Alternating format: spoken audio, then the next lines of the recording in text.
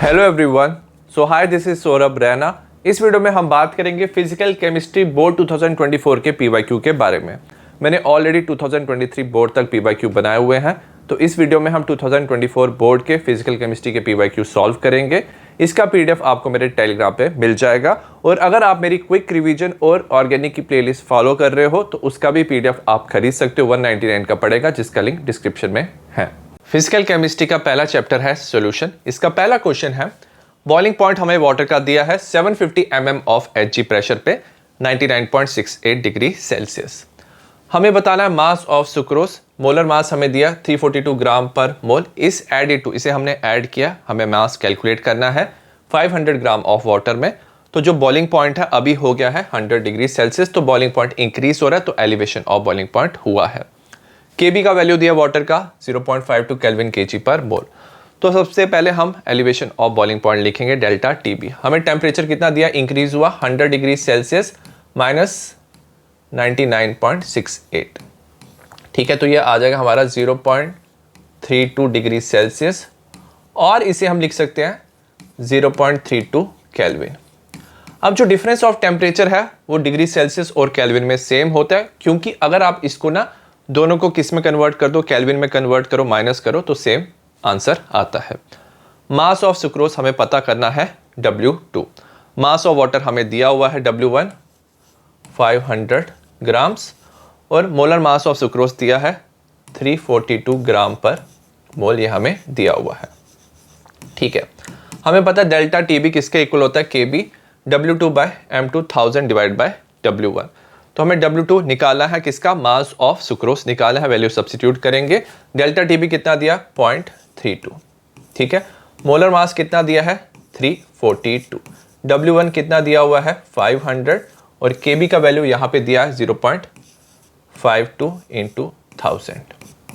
ठीक है, इसको आप कैलकुलेट करोगे तो आपका आंसर आ जाएगा 105.23 ग्राम्स। ठीक है, तो ये क्या हो जाएगा, मास ऑफ सुक्रोज जो आपने ऐड किया है। क्वेश्चन नंबर सेकंड है, ए solution containing 60 gram of non volatile solute.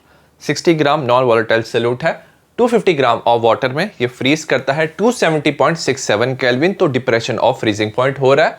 हमें कैलकुलेट करना है molar mass of the solute, और KF ऑफ वाटर हमें दिया 1.86 केल्विन kg पर मोल।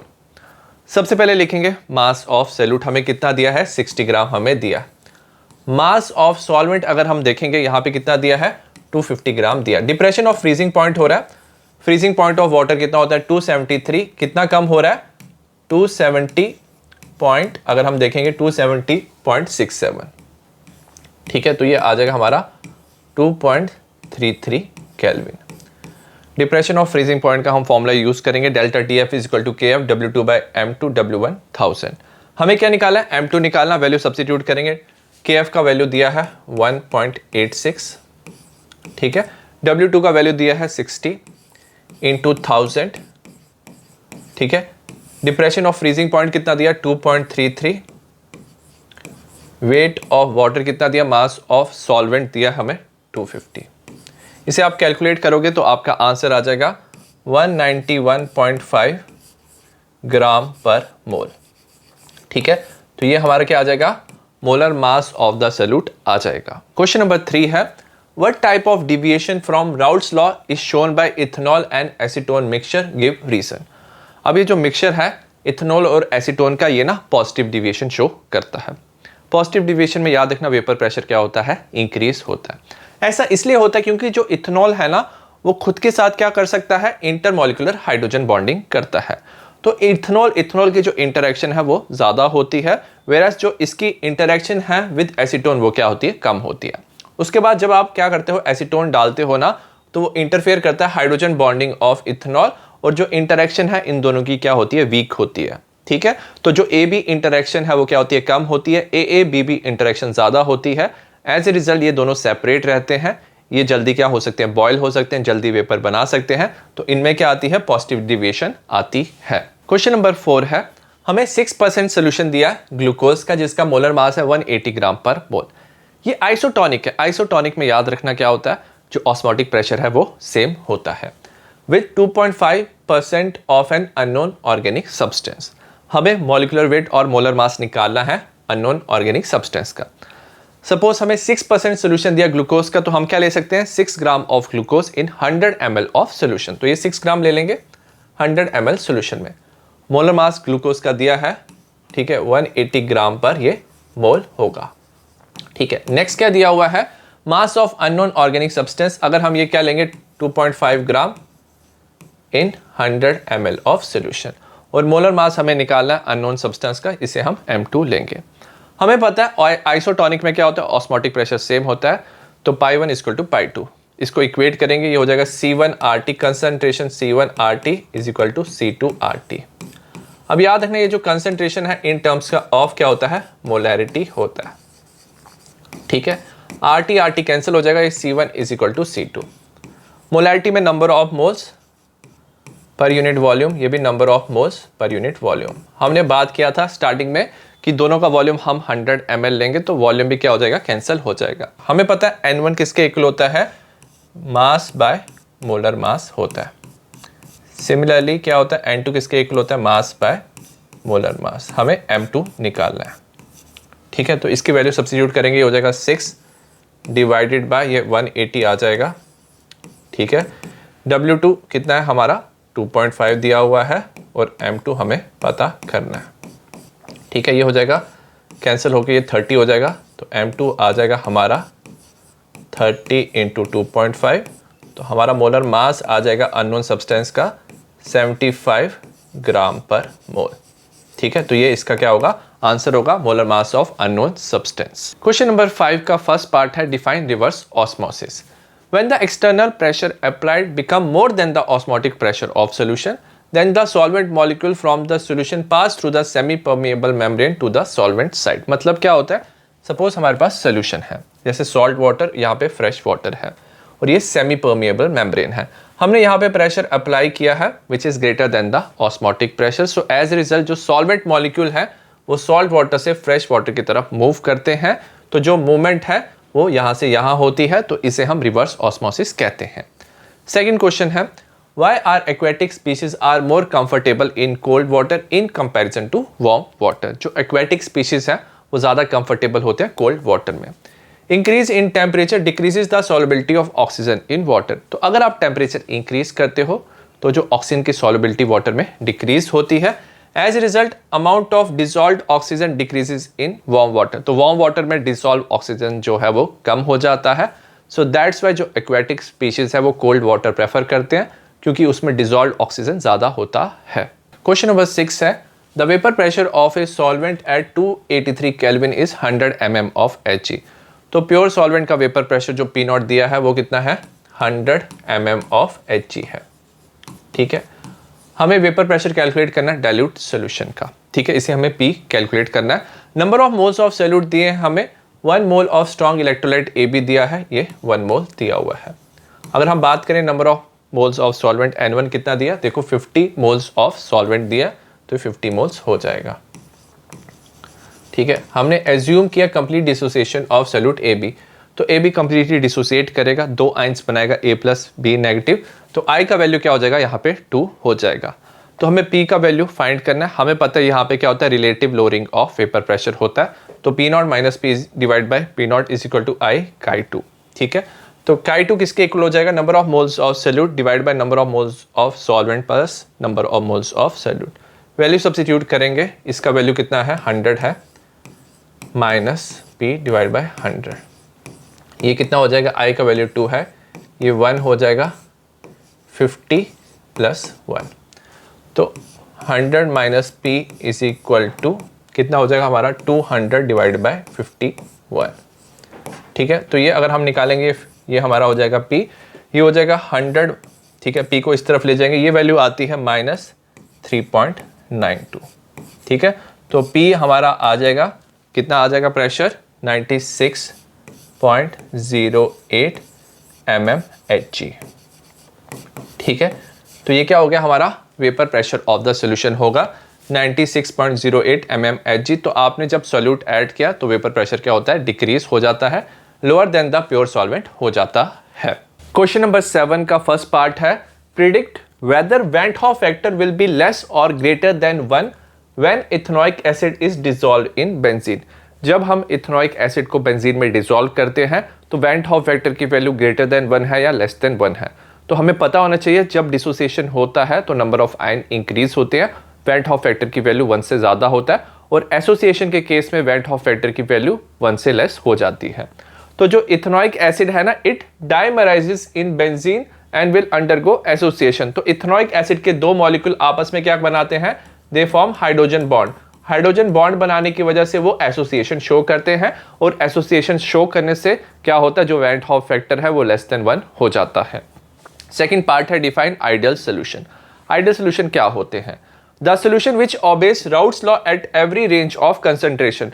जो सोल्यूशन राउट्स लॉ ओबे करते हैं every range of concentration at all temperature, तो वो आइडियल सोल्यूशन होते हैं।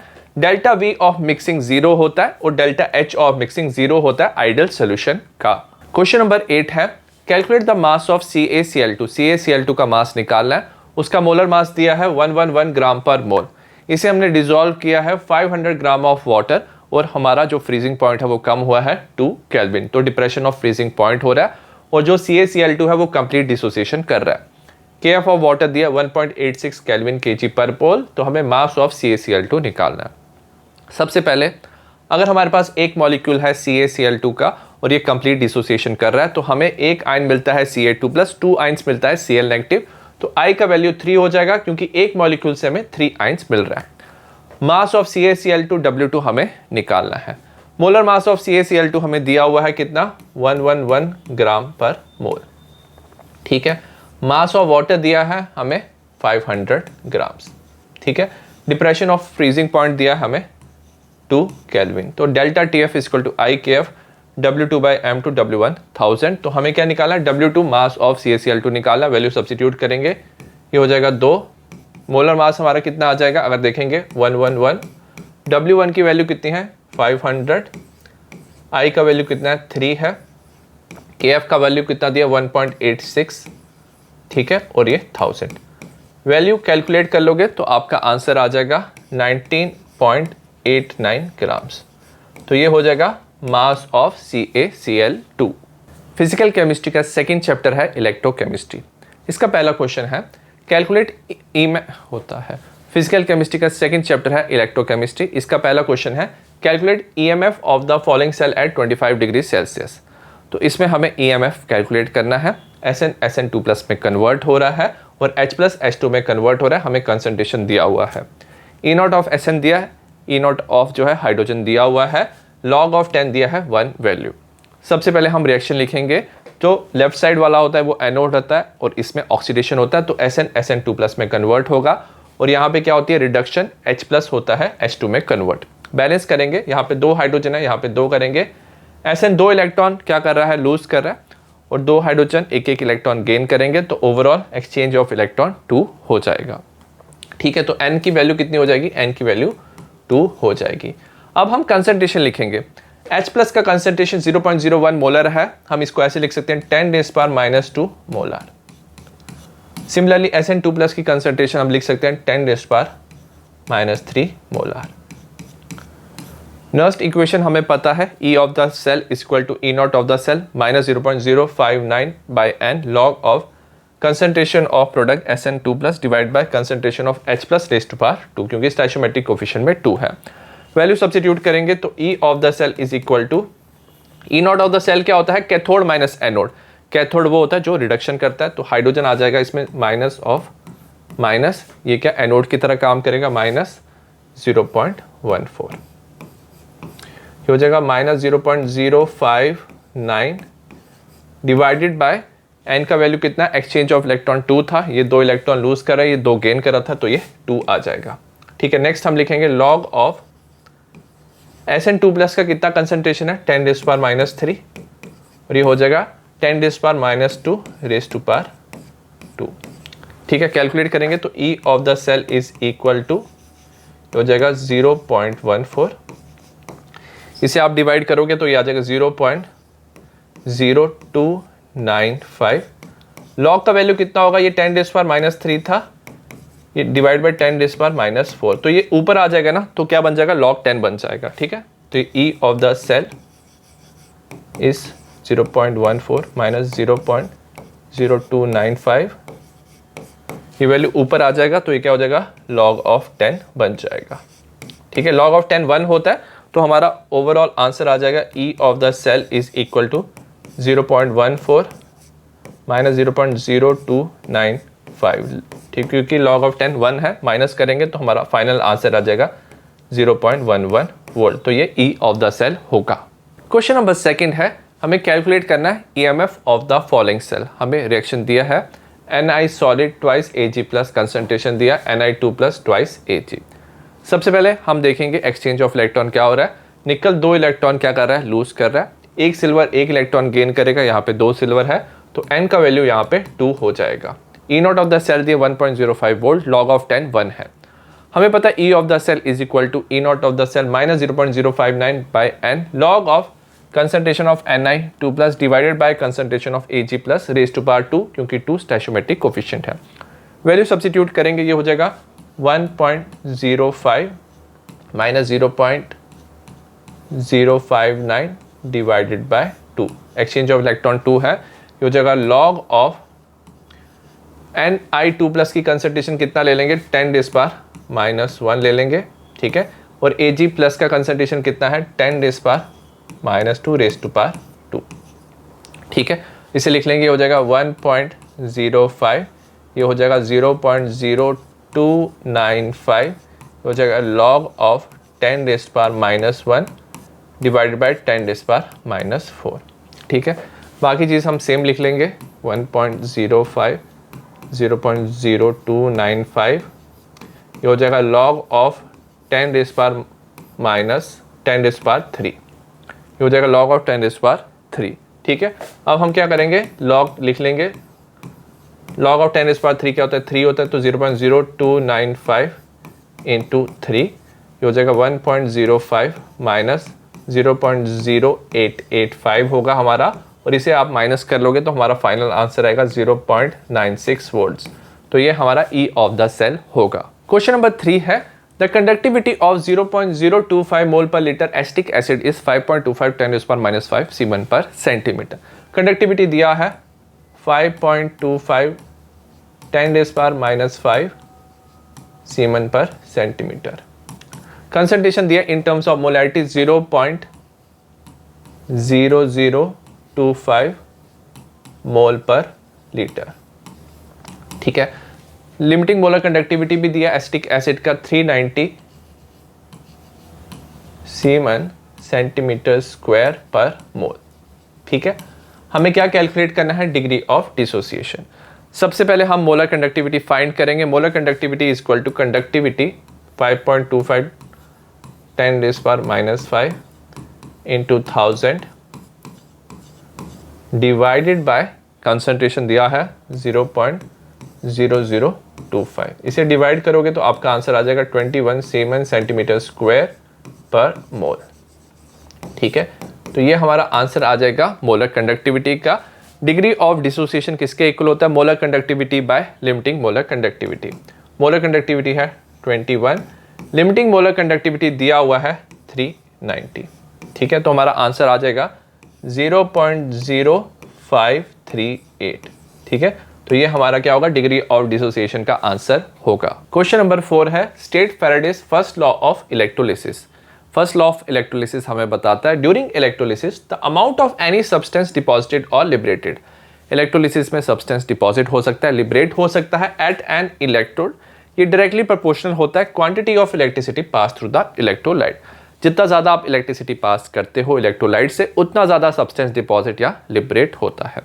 तो amount of substance deposited is directly proportional to the charge Q, और W is equal to ZIT। Z होता है इलेक्ट्रोकेमिकल इक्विवेलेंट, I होता है करंट, T क्या होता है, टाइम होता है। साथ में हमें दिया how much charge in faraday is required for the reduction of 1 mole of MnO4 negative to Mn2 plus. सबसे पहले इसका ऑक्सीडेशन नंबर निकालते हैं। Mn का ये हो जाएगा X। ठीक है, ऑक्सीजन -2 है, टोटल 4 ऑक्सीजन है, इंटू 4 -1 ओवरऑल चार्ज है, तो ये हो जाएगा +7। तो ये +7 से किस में कन्वर्ट हो रहा है, +2 में। अगर हमारे पास ये एक आयन है, इससे हमें ये एक आयन बनाना है, तो कितने इलेक्ट्रॉन्स की रिक्वायरमेंट है, 5 इलेक्ट्रॉन्स की। तो ये 5 इलेक्ट्रॉन गेन करेगा अगर हमारे पास 1 आयन होता। बट हमारे पास 1 मोल है ना ये, तो 1 मोल के लिए हमें कितना रिक्वायरमेंट होगा, 5 मोल ऑफ इलेक्ट्रॉन्स की। ठीक है, तो हमें चार्ज चाहिए 5 मोल ऑफ इलेक्ट्रॉन, और हमें पता है 1 मोल ऑफ इलेक्ट्रॉन का जो चार्ज होता है that is equal to 1 Faraday.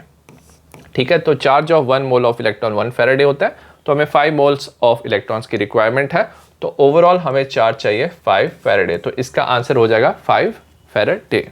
Question number 5 है the resistance of 0.05 molar CH3COOH solution. सबसे पहले हमें कंसंट्रेशन दिया कितना, 0.05 molar.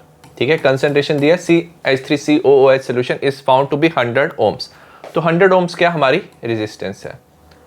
If the cell constant भी दिया हुआ है कितना, सेल कांस्टेंट याद रखना L/A होता है, ये होता है 0.0354 पर सेंटीमीटर। ठीक है, हमें कैलकुलेट करना molar conductivity of the acetic acid solution. सबसे पहले हमें पता है resistance is equal to rho L/A। Resistance दिया हुआ है 100। ठीक है, रेजिस्टिविटी हमें निकालना है, L/A दिया है 0.0354। ठीक है, तो रो कितना होगा, 100 डिवाइडेड बाय 0.0354 ओम सेंटीमीटर। ठीक है, बट हमें ना अगर मोलर कंडक्टिविटी फाइंड करना है तो हमें कंडक्टिविटी पता होना चाहिए, और कंडक्टिविटी होती है 1 बाय रो और 1 बाय रेजिस्टिविटी। तो ये हमारा रिवर्स हो जाएगा 0.0354 डिवाइडेड बाय 100। ठीक है, तो ये हो जाएगा 3.54 10⁻⁻⁴ आ जाएगा। ठीक है, पर ओम पर सेंटीमीटर। ठीक है, वैल्यू सब्स्टिट्यूट कर लेंगे। Molar conductivity is conductivity into 1000। Conductivity हमें कितना दिया हुआ है, यहाँ से हमने लिखेंगे 3.54 10⁻⁻⁴ 1000 डिवाइडेड बाय कंसंट्रेशन मोलैरिटी की फॉर्म में दिया 0.05। इसे कैलकुलेट कर लेंगे तो हमारा आंसर आ जाएगा 7.08 सीमन सेंटीमीटर स्क्वायर पर मोल। तो ये हमारा क्या होगा, मोलर कंडक्टिविटी होगा। क्वेश्चन नंबर 6 का फर्स्ट पार्ट है why are iron pipes usually coated with zinc. Iron pipe को हम कोट करते हैं जिंक से। ऐसा इसलिए करते हैं, जो जिंक है वो ज्यादा इलेक्ट्रोपॉजिटिव होता है आयरन से, मतलब जो जिंक है वो ज्यादा रिएक्टिव होता है, गेट प्रेफरेंशियली ऑक्सीडाइज। तो अगर जिंक और आयरन साथ में प्रेजेंट है तो जिंक जो है वो क्या ऑक्सीडाइज हो जाता है, वो एनोड की तरह काम करता है और आयरन को प्रिवेंट करता है फ्रॉम ऑक्सीडेशन। देयरफॉर जो जिंक है वो प्रिवेंट करता है ऑक्सीडेशन ऑफ आयरन, तभी हम जिंक से कोट करते हैं। सेकंड है why does mercury cell give a constant voltage throughout its life. जो मर्क्यूरी सेल है ना वो हमेशा कांस्टेंट वोल्टेज देता है थ्रू आउट इट्स लाइफ। ऐसा इसलिए होता है the overall reaction does not involve any ions in solution whose concentration can change during its life time. क्योंकि मर्क्यूरी सेल में जो ओवरऑल रिएक्शन होता है उसमें कोई आयंस इन्वॉल्व नहीं होते। हमने नर्स्ट इक्वेशन में देखा था, अगर आप आयंस की कंसंट्रेशन चेंज करो तो वोल्टेज चेंज होता है। तो ओवरऑल इस रिएक्शन में कोई आयंस इन्वॉल्व नहीं होता है, सो दैट्स वाई इसकी जो वोल्टेज है वो सेम रहती है throughout its life. Physical chemistry का थर्ड चैप्टर है केमिकल काइनेटिक्स। इसका फर्स्ट क्वेश्चन है the first order reaction has a rate constant. Rate constant की वैल्यू दी है 1.25 10⁻³ पर सेकेंड। ठीक है, ये फर्स्ट ऑर्डर रिएक्शन है। How long will 5 gram of this reactant take to reduce to 2.5 gram. तो इनिशियल कंसंट्रेशन कितनी थी, 5 ग्राम, और फाइनल कंसंट्रेशन कितना हो गया, 2.5 ग्राम हो गया। हमें बताना कितने टाइम में ये 5 ग्राम से 2.5 ग्राम में कन्वर्ट हुआ है। लॉग का वैल्यू दिया, log 2, log 3 एंड log 4 का वैल्यू दिया। क्योंकि फर्स्ट ऑर्डर रिएक्शन है, हमें पता है k is equal to 2.303 divide by T log of R0/R। हमें ना t पता करना टाइम, तो t is equal to 2.303। k का वैल्यू कितना दिया हुआ है हमें, 1.25 10⁻⁻3। ठीक है, इनिशियल कंसंट्रेशन कितना है, यहाँ पे दिया है 5 दिया हुआ है, डिवाइडेड बाय 2.5। ठीक है, तो इसे लिख लेंगे, लॉग ये क्या हो जाएगा, log ऑफ 2 हो जाएगा। तो t is equal to 2.303 log of 2 divided by 1.25 10⁻⁻3। ठीक है, तो वैल्यू लिख लेंगे यहाँ पे t is equal to 2.303। Log of 2 का वैल्यू यहाँ लिखा है 0.301 डिवाइडेड बाय 1.25 10⁻⁻3। इसे आप सॉल्व कर लोगे तो आपका आंसर आ जाएगा 555 सेकेंड्स। ठीक है, तो 555 सेकेंड्स में इसकी जो कंसंट्रेशन है 5 ग्राम से 2 ग्राम्स हो रहा है। क्वेश्चन नंबर सेकंड है, show that in case of first order reaction time taken for completion of 99% reaction, जो टाइम लगता है 99% कंप्लीशन का वो ट्वाइस है than time required for 90% completion of reaction, log of 10 हमें दिया हुआ है। सबसे पहले 99% कंप्लीशन का मतलब क्या, सपोज इनिशियल रिएक्टेंट 100 मोलर था, प्रोडक्ट 0 था। 99% कंप्लीशन में 99 में ये बन जाएगा और ये 1 बच जाएगा। ठीक है, हमें पता है k equal to 2.303 divide by T, क्योंकि 99% है तो t हमने 99 लिया है percent, log of initial by final, क्योंकि हमने क्या लिया, फर्स्ट ऑर्डर रिएक्शन लिया हुआ है। तो लिख लेंगे t 99% is equal to 2.303 divided by k, log of initial concentration कितना रिएक्टेंट का 100 डिवाइड बाय 1, और हमें पता है लॉग ऑफ 100 क्या होता है, 2 होता है, तो ये बन जाएगा, ठीक है, t 99% is equal to 2.303 into 2 divided by k। अगर हम बात करें अब 90% कंप्लीशन की, इनिशियल रिएक्टेंट 100 था, प्रोडक्ट 0 था, 90% कंप्लीशन में ये 10 बच जाएगा, ये 90 कन्वर्ट हो जाएगा। सेम हमने यहाँ पे भी इक्वेशन लिया है, t 90% हम पता करेंगे which is 2.303 divided bye t, log of initial concentration कितना है 100 डिवाइडेड बाय 10, तो लॉग ऑफ 10 बच जाएगा, लॉग ऑफ 10 1 होता है, तो ये हो जाएगा हमारा t 90% is equal to 2.303 t। दोनों को इक्वेट करोगे तो यहाँ पे क्या है, मल्टीप्लाई बाय 2 है, यहाँ पे नहीं है, तो t 99% किसके इक्वल हो जाएगा, इंटू ट्वाइस ऑफ t 90%, तो ये हमारा आंसर आ जाएगा। क्वेश्चन नंबर 3 है, डिफाइन द फॉलोइंग। ए है half life period, t half. Half life period क्या होता है, it is the time in which half of the reaction has been completed, तो जिस टाइम में हाफ रिएक्शन कंप्लीट हुआ है उसे हम हाफ लाइफ पीरियड कहते हैं। इसमें जो हाफ रिएक्टेंट है वो प्रोडक्ट में कन्वर्ट हो जाता है, तो रिएक्टेंट की कंसंट्रेशन हाफ हो जाती है, तो उस टाइम पीरियड को हम हाफ लाइफ पीरियड कहते हैं। बी है इफेक्टिव कोलिजन। अगर हम बात करें कोलिजन थ्योरी की, जो केमिकल रिएक्शन है वो तब होता है between collision between the reacting molecule, तो जो रिएक्टिंग मॉलिक्यूल है वो आपस में कोलाइड करके ना प्रोडक्ट बनाते हैं according to the collision theory. Only small fraction of the collision produce the product, सिर्फ कुछ अमाउंट ऑफ जो कोलिजन है वही प्रोडक्ट बना पाते हैं, और उन कोलिजन को हम क्या कहते हैं, इफेक्टिव कोलिजन कहते हैं। इफेक्टिव कोलिजन के लिए 2 क्राइटेरिया होने चाहिए। पहला होना चाहिए थ्रेशोल्ड एनर्जी, तो जो मॉलिक्यूल कोलाइड कर रहे हैं उनकी जो एनर्जी है थ्रेशोल्ड से ज़्यादा होनी चाहिए, मतलब एक्टिवेशन एनर्जी से ज़्यादा होनी चाहिए, तभी वो प्रोडक्ट बनाते हैं, और साथ में इनमें प्रॉपर ओरिएंटेशन होना चाहिए, तभी हमारे इफेक्टिव कोलिजन होते हैं। क्वेश्चन नंबर 4 है, the rate constant of a reaction quadruples, जो रेट कांस्टेंट है क्वाड्रपल मतलब 4 टाइम हो गया। इनिशियली अगर K1 था तो K2 कितना हो जाएगा, 4K1 हो जाएगा।